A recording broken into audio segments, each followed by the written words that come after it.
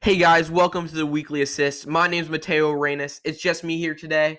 I'm going to be interviewing local reporter Jesus Cano, and I'm going to be asking him all about local sports in the Bay Valley Athletic League, the BVAL, and I'm going to be interviewing him and go on to that right now.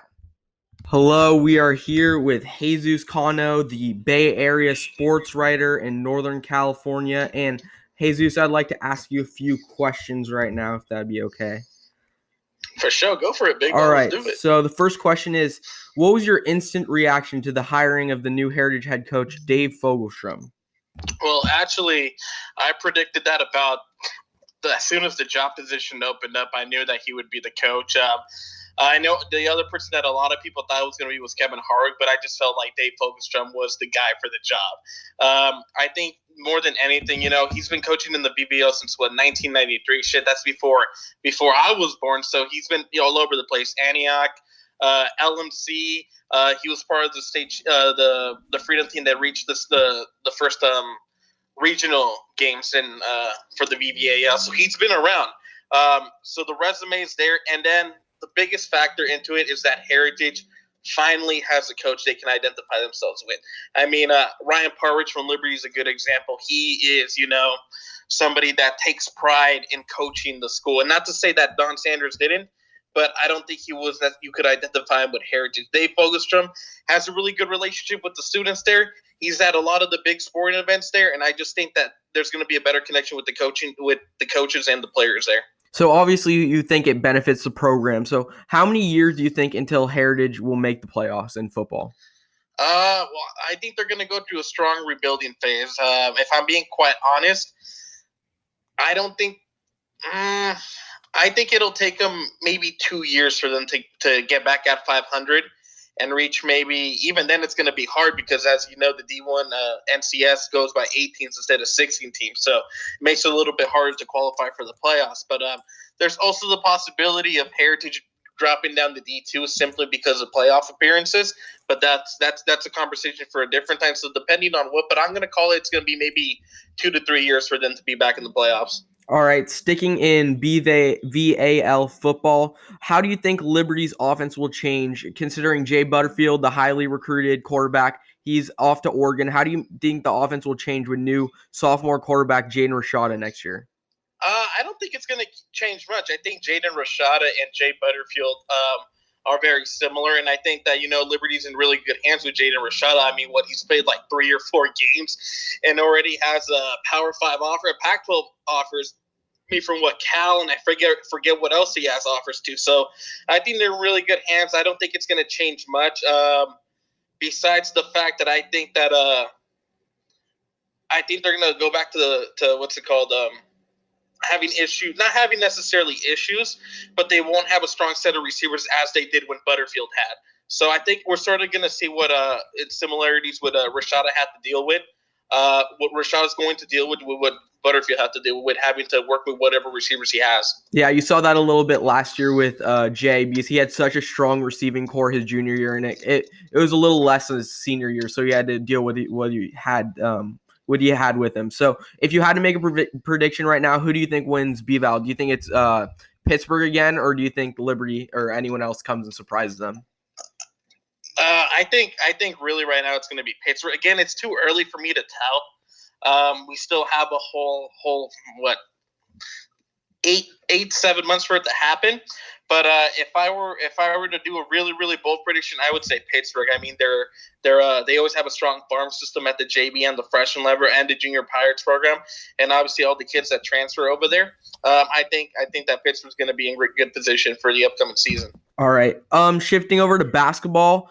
There's a big game obviously tomorrow, the Deer Valley Heritage basketball game, the third time they see each other. What are you looking to see in that game? Do you think it's going to be close? What do you expect to happen? I think it's going to be really close. And I mean, who would have thought that both of the teams, I mean, with the way the BVA struggled in basketball, who would have thought that we would see 2 BVAL teams going up against each other in the quarter rounds of the D1 tournament? That to me, that's pretty amazing that it happened. I think it's going to be really close. I think last time, I think you were at the game. Heritage won by 2 points. Yeah, it was right? a crazy like game-ending sequence. Yeah. Yeah. So I think Heritage has riding on a lot of momentum right now. Obviously with the victory right at the end against Deer Valley, and then they upset number 3 or number 4 Castro Valley. So I think it's going to be a really close and competitive game. Yeah. So yeah, I thought it was pretty funny because it all worked out on the football side where Pittsburgh and Liberty had their rematch in the playoffs. So it worked out in basketball that way too for BVAL. Also, how do you think the Heritage girls will fare in the open division for basketball? Well, actually, they're playing right now, Doug. Yeah, they're playing today. So they're playing Cardinal Newman right now. I don't know what's going on over there. Heritage. This is, I think, the first year there's been an open for basketball in a minute. So Heritage isn't a stranger to playing a really strong opponents. They played a really strong non-league schedule, and even during league, they played a couple powerhouse teams from the the Sacramento area. So I think that they're prepared for this. They're battle tested for it. Yeah, they're definitely a strong team this year. Shifting over to soccer, the soccer playoffs that started. Heritage had a big win yesterday. Which BVAL team do you think makes the longest playoff run, boys or girls? Well, boys, I think Pittsburgh's going to, from the boys spectrum, I think Pittsburgh's going to get eliminated by De La Salle. I think this would be the 4th or 5th year in a row Pittsburgh boys soccer has ended with a loss against De La Salle in the playoffs. So I don't see anything changing really. Pittsburgh isn't the program it used to be, and I don't think it will be anytime soon. But kudos to them for trying. And then over on the girls' standpoint, I honestly think if I were to make a prediction right now, I think Liberty's going to win the NCSD 1 championship. I really do think. I know Monte Vista is pretty banged up. Carondelet isn't what they used to be. The biggest hump for Liberty is going to be going up against Amador Valley. Yeah. They wouldn't play Amador Valley in the next round. But the biggest hump for them is going to be, going deep into the playoffs. And especially with them having a full team. I mean, I'm not going to go into any details, but they haven't had a full team for a minute. They've been missing some key players, but on Wednesday night they were able to pull everything together with the full roster. So I really think that Liberty's gonna go deep and win the championship. But I think Heritage has a really good chance against Carondelet. I mean, I was there at the 2 games when they played Liberty, and they took it to them, and they really wanted that game back. And I know they want to beat Carondelet, because if they beat Carondelet and Liberty beats Berkeley, we're going to see a NCS semifinal match between these 2 teams from Brentwood. Yeah, that would be a crazy one, because I know their tempers really flared. They're really emotional games in the 2 other times they matched up. So it does seem like it's always good when BVAL teams play each other deep in the playoffs. Yes, it's really fun. Do you have any predictions for baseball and softball for BVAL yet, or is it just too early to tell right now? It's too early to tell. I haven't honestly. I don't pay much attention to baseball or softball. I haven't in the past as much, but this year I'm going to try to, simply because it's going to be my last time covering high school sports full time. So I'm going to try to get into it. Obviously, I think Heritage is going to win for BVAL for softball. I think they're just that good. I don't think besides Antioch, although Antioch's a really good Division II school, I don't think anybody could touch Heritage on the softball side. On baseball, I have zero idea. I need to look through everything. Obviously, Heritage is really stacked with talent always. Liberty could do good, but I just need to look into that a little bit more before making any other predictions. Awesome. All right, shifting over to some questions about you. What will you miss most about covering local sports on a daily basis? Man, the most I'm going to miss is the support that everyone gives me. It's a really special thing when you get parents or whatever coming up to you after the games and telling you that they really appreciate the work. That's the biggest thing for me. There's a really good community support for me. And, I mean, the games are really intense. That's the thing. Even as lackluster as the BVA was in talent besides Pittsburgh and Liberty, I mean, Heritage and Freedom and the Antioch had really good games whenever they played each other. So I'm going to miss that the most, just being so close, collective. I will say this right now. I haven't said it anywhere else, but I do plan on returning to cover football if I go to a school in California, which is probably going to be the situation. But other than that, I don't plan on doing anything else. I can't stay away from football. It's tough for me. But that's the biggest thing I'm going to miss. The biggest thing I'm also going to miss is high school soccer. I mean, that's where I started my career. That's where I started everything. That's where I think I have the most community support, as I mentioned earlier.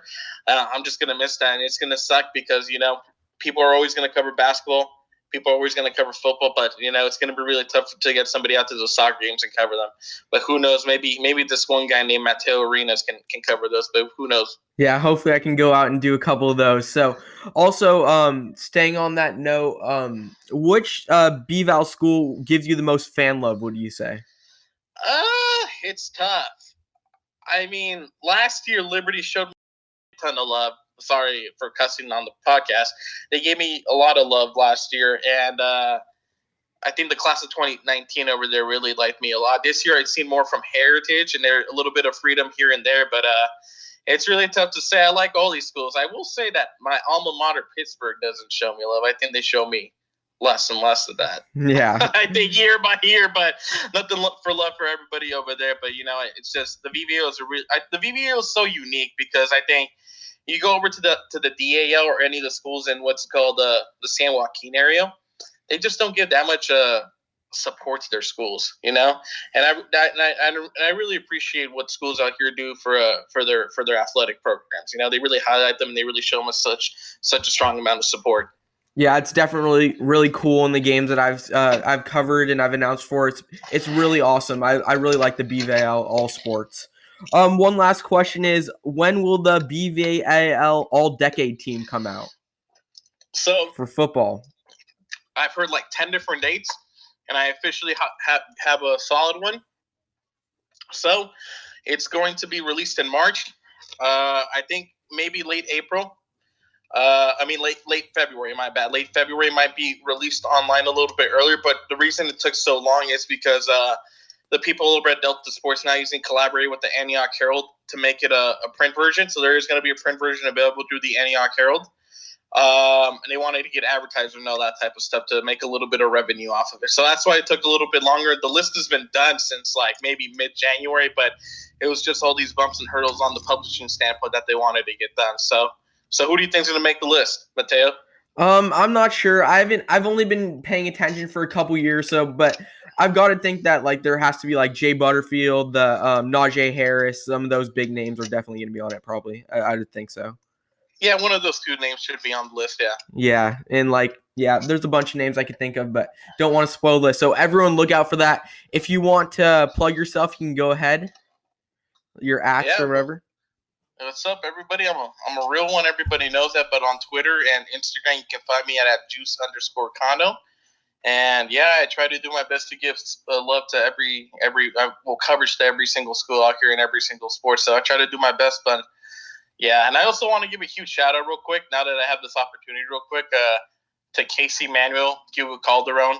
I really appreciate those two. I think I show my love enough for them on Twitter, on Instagram, but I really appreciate them. I think without them, this wouldn't be as fun, and they've meant a lot for me in the last couple of years, especially Cuba, because I know them longer. So I want to give a shout out to them too.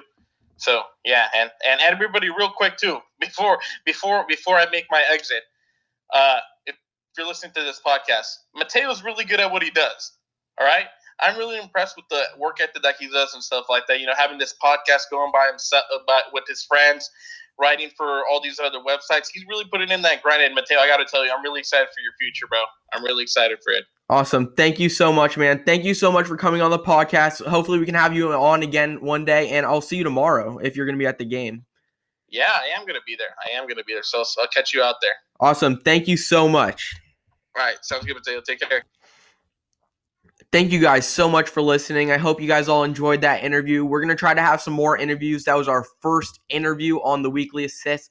Thank you guys so much for watching. Make sure to check us out wherever you get podcasts. Apple, Spotify. We're on YouTube, Fourth and Short, and Google Cast, all those other things, Anchor. And we will see you guys on the next episode. Thank you so much.